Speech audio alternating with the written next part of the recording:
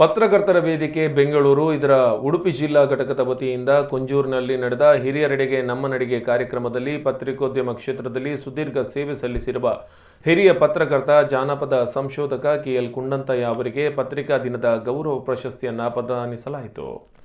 ಪ್ರಶಸ್ತಿ ಪ್ರದಾನಿಸಿದ ಧರ್ಮದರ್ಶಿ ಹರಿಕೃಷ್ಣಪ್ಪನವರು ಮಾತನಾಡಿ, ಸಾಹಿತ್ಯ ನಿಂತ ನೀರಾಗಬಾರದು, ಅದು ಎಲ್ಲೆಡೆಗೂ ವ್ಯಾಪಿಸಬೇಕು ಮತ್ತು ಪಸರಿಸಬೇಕು ಎಂದರು. ಅಧ್ಯಕ್ಷತೆ ವಹಿಸಿದ್ದ ಹಿರಿಯ ಪತ್ರಕರ್ತ ಡಾಕ್ಟರ್ ಉದಯ ರವಿ ಮಾತನಾಡಿ, ಸಾಹಿತ್ಯ ಮತ್ತು ಪತ್ರಿಕೋದ್ಯಮಕ್ಕೆ ಪರಸ್ಪರ ಹತ್ತಿರದ ಸಂಬಂಧವಿದೆ. ಪತ್ರಿಕೆಯ ಮೂಲಕ ಪತ್ರಕರ್ತನಿಗೆ ಎಲ್ಲರೊಂದಿಗೆ ಸೇರುವ ಅವಕಾಶ ಲಭಿಸುತ್ತೆ ಎಂದರು.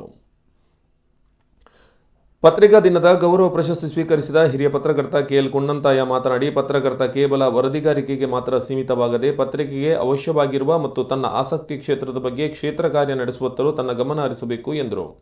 ಪತ್ರಕರ್ತನಾಗಿ ಉದಯವಾಣಿಯೊಂದಿಗೆ 2 ದಶಕಗಳ ಸಂಬಂಧವನ್ನು ವಿವರಿಸಿದ ಅವರು, ತನ್ನನ್ನು ಉದಯವಾಣಿ ಬೆಳೆಸಿದೆ, ಹೀಗಾಗಿ 101 ದೇವಸ್ಥಾನಗಳ ಕ್ಷೇತ್ರ ಕಾರ್ಯ ನಡೆಸಲು ಅವಕಾಶ ಸಿಕ್ಕಿದೆ ಎಂದರು.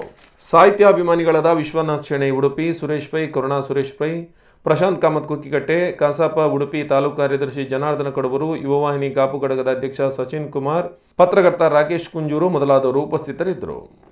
ಸಾಹಿತ್ಯ ಪರಿಷತ್ ಅಧ್ಯಕ್ಷ ಮುಗಿದ ನಂತರ ನಾನು ಒಂದು ಪತ್ರಿಕೆ ಬರೀತಾ ಇದ್ದೆ. ತುಂಬಾ ಚಿಕ್ಕವನಿಂದನೂ ಕೂಡ ನನಗೆ ಲೇಖನ ಬರೆಯೋದು ಅದೆಲ್ಲ ಅಭ್ಯಾಸ ಇತ್ತು.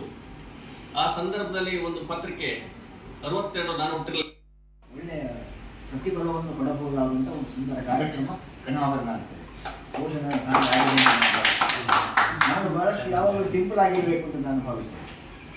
ಆ ನೆಲೆಯಿಂದ ಈ ಕಾರ್ಯಕ್ರಮ ಅಷ್ಟು ಸಿಂಪಲ್ ಆಗಿದೆ. ಹಾಗಾಗಿ ಏಕರಜಕಾರ ಎನ್ನುವಂಥ ಒಂದು ವಿಶಿಷ್ಟ ವಿಭಿನ್ನ ವ್ಯಕ್ತಿತ್ವದ ಮಹನೀಯರಿದ್ದಾರೆ.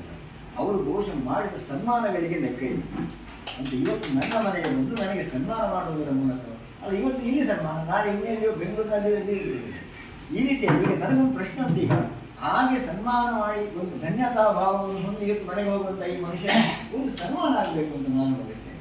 ಒಂದು ದೊಡ್ಡ ಸನ್ಮಾನ ಆಗಬೇಕು. ಹಾಗೆ ಮಾಡುವುದಿದ್ದರೆ ಅಭಿನಂದನಾ ಭಾಷಣಕ್ಕೆ ನಾನೇ ಬರ್ತೇನೆ.